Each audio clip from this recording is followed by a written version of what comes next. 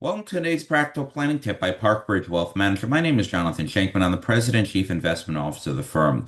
Today, I'd like to start a new video series on the important topic of should you merge your finances after marriage? And there seems to be a lot of confusion around this question.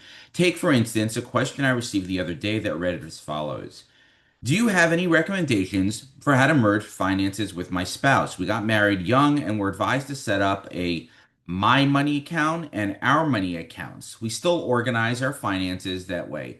We each have our own separate checking and investment accounts for personal expenses, and we don't need to consult with each other on how we spend that money. We also have joint checking and investment accounts.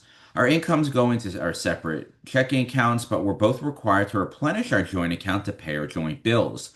The amount we contribute is based on our income and calculated annually based on raises, job promotions, etc. At this point, our incomes are about even, and we spoke to our advisor to see if it makes sense to fully merge our finances.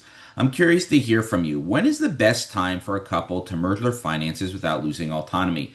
So I'd like to start by saying that whoever advised you to set up your finances the way you just outlined should be forbidden from giving financial advice in the future. Money issues are the top cause of divorce in the country, and this advisor is overcomplicating your life and setting you up to clash with your spouse. These recommendations for a young, newly married couple are nonsensical, unorganized, impractical, and foolish.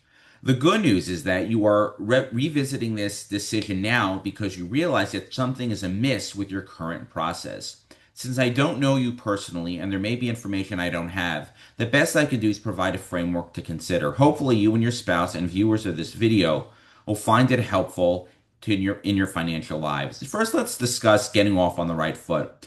While I realize that your question is post-marriage, it's worth pointing out that a couple's approach to money should be in sync and laid out before they tie the knot. It's not possible to understand your future partner's full relationship with money before being married to them. However, you can pick up on a lot during the courting stage of a relationship. You should have a shared view of money and how you plan to use it to build your life together. If you differ on certain matters, discussing them and going into the marriage with eyes wide open is imperative. In my next video, I'll describe when to keep finances separate and in what scenarios it makes sense to merge one's finances. And with that, I hope you found this practical planning tip helpful. Until next time, stay prudent, practical, and don't forget to plan ahead.